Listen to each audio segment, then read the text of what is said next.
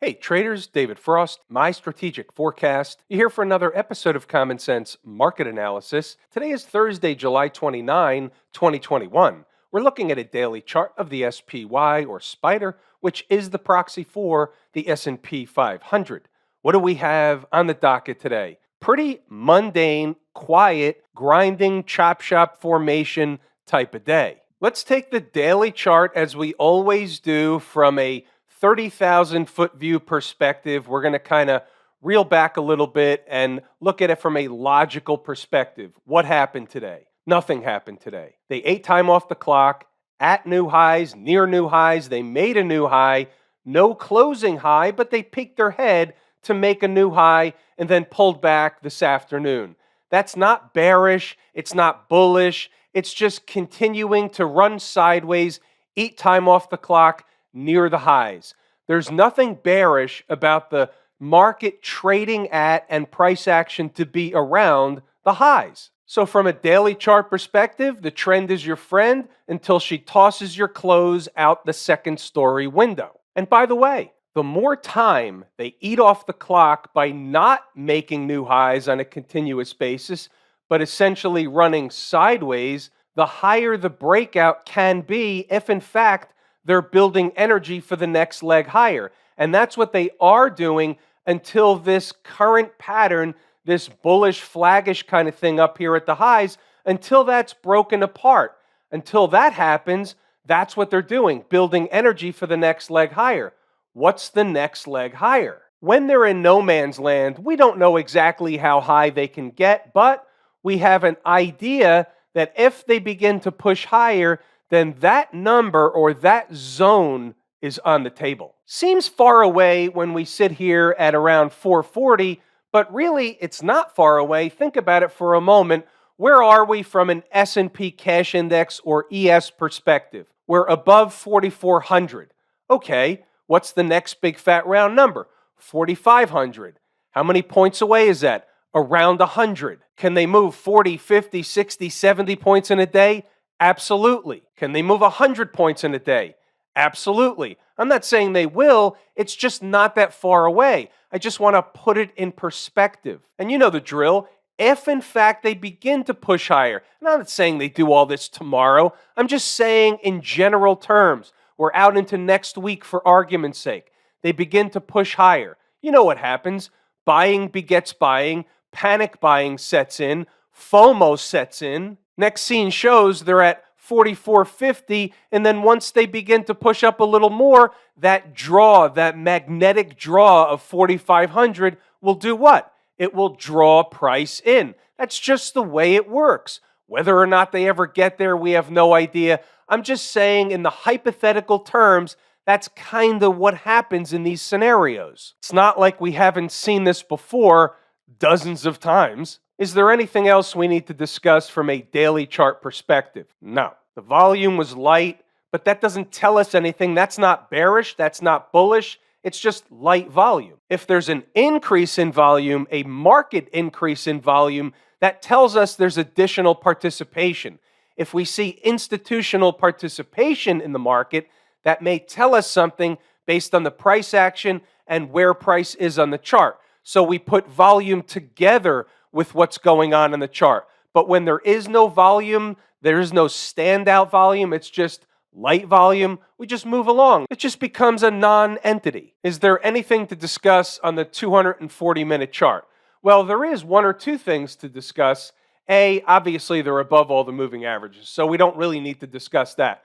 But what they did do is they got above the high of this breakdown candle. 439.94. Remember that. That was the uber important spot over the last few days. The opening print today was slightly below the actual breakdown candle high by a few pennies, but they immediately went up and that was the end of it. So they didn't gap over it like we talk about. They gapped up. The opening print was exactly 439.83 against 439.94, and then they went up from there. By the way, just to be technical about things, the old high was 441.03, so they were above it, and then by the end of the day, they came back to close below it. Again, We would like to call that a recapture, but when they peek their head up above the old high, they're at the highs. There's nothing bearish about that. They just didn't close at a new high. Doesn't mean they won't do it tomorrow, leading into the weekend, the end of the month. You get the story. 120 chart, is it telling us anything? No, they just pulled back in the afternoon. That's it. Nothing more, nothing less. This is in an uptrend. The trend is your friend until it's not. Hourly chart, same routine. The only thing that begins to change things from an hourly chart perspective is if they start getting below the low of today's first candle, for argument's sake. That low is 439.81. Get below there, start closing below there, and start getting below the 20-period moving average, and the short-term trend begins to turn down. Okay, fair enough. That's something to watch out for leading into Friday morning. The other thing to watch out for is they just go higher yet again right into the weekend. Without a negative spark tomorrow, overnight, something like that, that's exactly what they're going to do. What happened inside the numbers today? For the most part, the S&P 500 was quiet. It was a grinding chop shop formation. We know about that. But we had stocks on the move. We'll circle back to review those in a few moments. First, what we'll do is we'll scroll up, let you read the commentary. It was pretty simple today. Above 440 on candle closes, especially in hour one, the next leg higher should be underway. They started the next leg higher, and then they stopped the next leg higher. And they stopped just short of a number that you'll see up on the board in a couple of moments. Just because they're in no man's land doesn't mean we don't have some kind of logical place. In fact, when we get there, I'll go back to the chart and I'll show you why that was a logical place. Again, a lot of times I'm just looking at things that other people don't consider. It's not magic. It's not voodoo. For me, it's just common sense market analysis. Let's see what else we have. Early thoughts, it was all about 440 unless they fell apart. If they fell apart, I would have had more to say, but they weren't falling apart. So this morning was just a continuation of the post-Kabuki tape. Before the opening bell, if they had an early morning shakeout operation, 439.50 down to 439 should be initial support. They didn't even do that. They just really took off out of the gate for the most part. There's a gap at 440.82. It's good to know about that. You're likely to get some kind of a reaction in the other direction at a gap. And here's your 5-minute chart. We have no vertical today, but you can see what was going on. They ran up to 440.82 and they stopped. They went sideways. So resistance is resistance. It doesn't mean rejection. I say that a lot because I want to drill it into your head.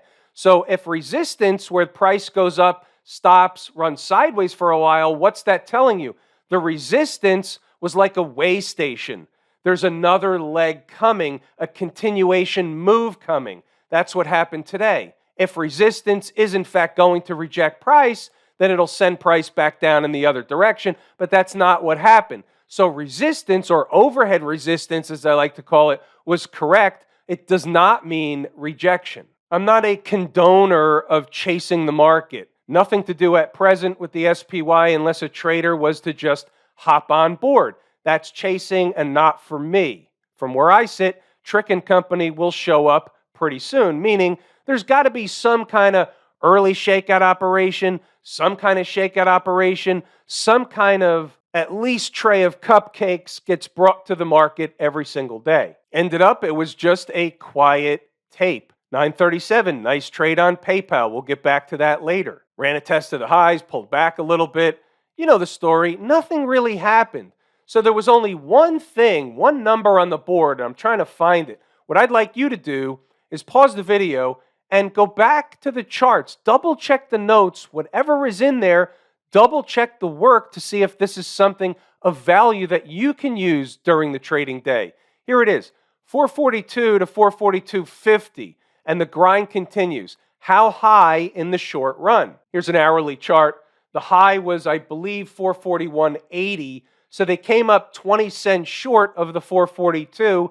Where did the 442 come from anyway? Well, here it is. Again, this is how I did it. It's not scientific. It's more of an art form. I wasn't saying trade up to that number, and I wasn't saying short that number. I was just saying, what's the next likely place? What's the next spot? Where are they headed? Where's the next logical place for overhead resistance? And here it is. So you have the ES contract. We'll use that one. We could use the cash index. It's all one and the same. What was high of day? Well, high of day was 44.2250. So what am I looking at? I'm looking at the next logical spot. The next logical spot for me on the board was 44 and a quarter. So if you just take it in chunks, and chunks could be in 10s, chunks could be in 25s, chunks could be in 50s, 100s, depends on the market, depends on the stock, depends on what you're trying to accomplish. In this case, I'm just looking for the next logical place. So I go to the ES contract because the SPY, of course, is in no man's land, so I can always go up to the next fat round number, but let's see if it coincides with something logical, something of a more important chunk of a number in the ES. So I say, all right, how about 44 and a quarter? So it kind of came in around the same place, give or take a few pennies, as 442. And I said, all right, there's a pretty good logical reason why, if they got up there, then they would probably stop going up for a while at those places, meaning either in the SPY at 442 or 44.25 in the ES or the SPX cash index. On the surface, it sounds like a bunch of bunk. If you're new to trading and you're just looking for the next bet and you're not really looking to learn, then you think this is bunk. But if you've been around a while, then you know that these little nuances are more important than generally meets the eye. We'll leave it at that. Now, let me just scroll up because frankly, there wasn't anything going on in the SPY. It was very, very quiet. And then at the end of the day, I pretty much packed it in. It was a watching paint dry kind of day. A couple of good trades in the morning, and you don't want to force the issue in the afternoon for sure. I had a pretty good laundry list on the board today, 8 total opportunities, but you know what happened? When they take the market up right out of the gate, it takes a lot of the early opportunity right off the board. We only want to trade stocks at our numbers, not somebody else's numbers. So as such, we had 2 that hit our numbers. The rest are no trades. They're off the board. We'll take a look at the chart of PayPal and Cirrus Logic. First up, PayPal, 5-minute chart, getting its haircut or buzz cut at the open. Closed yesterday up above 300. Here it comes. Looks like a falling knife, but it's not. They're headed to a destination. If you have the destination right, they're going to stop falling. They're going to stop, settle in, and either go sideways or hang out for a cup of coffee, or they're going to have a reaction in the other direction. What did this one do? It had a reaction in the other direction. Minutes later, after an entry of 282.03 on the board, bright and early at 0 dark 30, mind you, 287, what was the exact number? 73, just minutes later. Nice trade. About CRUS, Cirrus Logic, same to similar routine, getting a buzz cut at the open, pretty good close yesterday, up over 84 bucks, $80.34 was the likely destination. Took a few minutes to find some stability. What happened? Turned around, went back up in the other direction. Way more than the minimum required base hit. Nice trade. The numbers work. We've got something for everybody. It depends on what's going on at any particular day. Today, 2 relatively easy trades early in the morning, and the SPY was a floating, bloated barge. You take what the market provides in the way of opportunity and where it provides it. What's going on over in Camp IWM? Okay, so we're in business here. It's doing the stuff that it's supposed to do. So it ate time off the clock. It ran some tests of the 217.67, and then it went to run a test of the next breakdown candle high. That all happened today. Got in a little bit into the convergence of those moving averages, never touched the 50, only got to the 100. Let's see what happens on Friday if they have Friday follies and jam all the markets up during the day on Friday, closing well, new highs in the S&P over the weekend. If they do that, we should find the IWM having been at or near 225.50. I think that's a shortable opportunity. Umpire calling balls and strikes. Weekly chart. So the weekly chart only comes into view after Friday's close. We know the 217.67 uber important. Whether or not they close above or below it, we don't know yet. Looks like they're going to close above it unless they fall apart on Friday. However, also, we have to note, we have to be the umpire calling balls and strikes. You have to note this candle. That's a reversal candle from a technical, in-the-book type of perspective. Doesn't mean they work 100% of the time, just like everything else. All I'm saying is we have to be aware that they may have recocked the gun in the IWM, poised to actually make new highs. It's possible. All markets would have to be screaming for that to happen. I'm not saying it will happen or it is going to happen. I'm just saying we have to watch what's going on all the charts. You don't want to give yourself or get confirmation bias. You have to look at the bull case.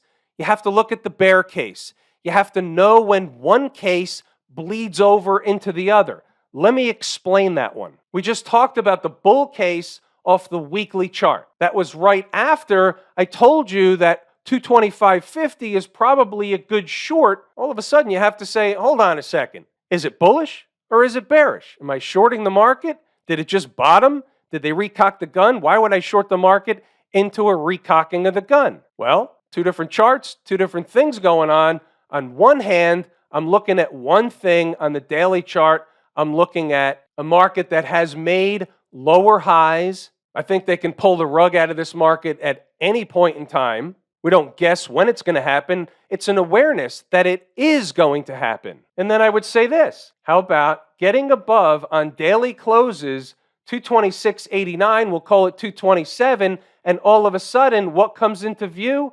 229, 230. So everything goes in steps, one step at a time. I'm saying I don't believe the IWM can get above 225.50 without a decent pullback. However, if they do, I know where they're going. So even if I believe in a short-term bear case, I'm aware of a potential longer-term bull case, and I know where more of it gets activated. That's the concept. It's managing the trade, managing the tape, managing risk, and managing your confirmation bias. How about the RSP? We don't look at this every day. We're looking at it today. Why? Because they made a new high. So the lower high thing is off the table. It no longer exists. The line going across the screen was the former high, 152.85. They closed above that high. That's a bullish signal. Doesn't mean they're going to run away, but it's a bullish signal, no doubt. And you have to take notice. And by the way, here's a puzzle piece, and it's on the table. You have to take notice of a couple of things. A, it was up more on a percentage basis, meaning it was leading the actual regular SPY or the top heavy-weighted index or ETF, and not by a smidgen, but by a lot. It was up 0.75%. The SPY, or I should say the SPX cash index, that's what I'm looking at now, was up about 0.4%. So almost 2 times the cash index. Interesting. That's a puzzle piece. That's on the table, brother. And by the way, I don't want to be run down by the cancel culture, so to equal things out, it's a puzzle piece and it's on the table, sister. What's going on with the folks down at the transportation department? Look at this thing. It's still not a strong index. So it had a nice day today, up 113 points, almost 0.8%. That's fine, but it's still beneath those moving averages. It's still in a downtrend. That's important. Why is that important? Because it's my favorite canary in the coal mine, second favorite market leading indicator, only next to the IWM. What turns this thing bullish, even if it's just in the short term? How about a close, and let's say it happened tomorrow, just for argument's sake. 14,740 in that neck of the woods. Has to be one heck of a day to close up there tomorrow. Anything's possible. Everything is possible. We have seen crazy stuff, even crazier than the normal crazy stuff. What about the folks out in Silicon Valley? Q people? Something must have happened after the close. Somebody must have reported earnings, a tech company. It's trading down after hours, but that doesn't mean anything. Everything could change by the early morning hours, opening bell tomorrow. But nevertheless, all we have is the same thing we've had. It's in an uptrend. The trend is your friend, riding the 20-period moving average until they change trend on even a short-term basis. then there's nothing going on here other than the current trend. But wait, there's more. Check this out. So you have this big breakdown candle, and they put in this wedge pattern to go up and run a test near the highs of the breakdown candle. They got close here. They tried it again here. They never got to the high, but they got close. And then look what happened. So you have this wedge pattern going on while they're running the test. So big breakdown candle, they make a low. Now they're making a wedge pattern at the same time they're running a test. You can call it whatever you want, okay? But what's the result of these wedge patterns? We talk about them every single night. Either they get above the high, which negates the pattern, or it plays out because generally speaking, it means another move in the southern direction. Well, what's happening after hours? Well, let's check it out. The Qs are currently, as I make this video, at 363.70. So they've already come down about halfway down the whole wedge thing that they went up over the last few days. Funny how this whole thing works, isn't it? How about this weekly chart? Now, last week's candle, I should mention, is interesting. You find these at lows on charts a lot. That's a good reversal candle if you found it at a low. Market makes a low, they finish at the high, you have a lot of volume. I'm not talking about a lot of volume last week, just saying generally speaking. And then it becomes a reversal candle after the market takes off. Here, you have the same candle at the highs. There's something spooky about that. It's not the norm. If you had it with tremendous volume, institutional buying, something happened, they rushed into the market, that's one thing. But you had it with average volume. It's a little bit strange. May we live in interesting times. And we do. I assure you, we do. It's all unfolding right before our eyes. Most people can't see it. What about the financials, the XLF? This is doing everything we discussed that it would do if, in fact, this pattern did what it was supposed to do. So off the lows, they run up. So they create a breakup candle. They run up a little bit more. And then they start eating time off the clock, going sideways. What does that tell you? It tells you they're building energy for the next push higher. So what are they doing now? They're in the midst of the next push higher. What's the target? 38. Now, let me mention a couple of things. So this was put out to the Lazy Swing Trader members yesterday. What was put out?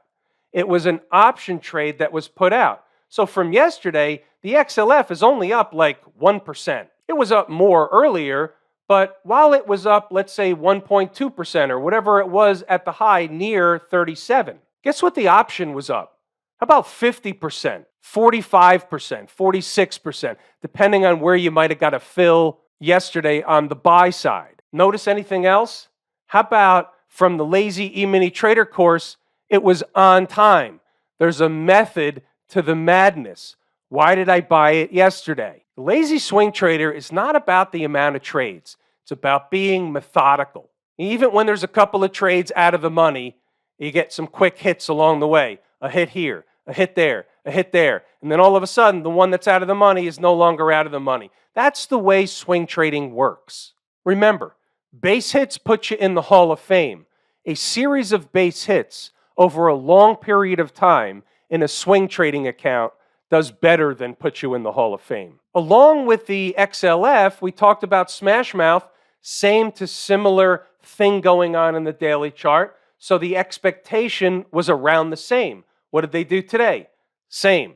They had a pop higher. I didn't have a trade on this one, but the same thing nonetheless. Have I told you how much I appreciate each and every one of you? Without you, these videos are not possible. That is true and accurate information. We're going to pull the ripcord here today. I'm David Frost, my strategic forecast. Thanks again for tuning in to another episode of Common Sense Market Analysis.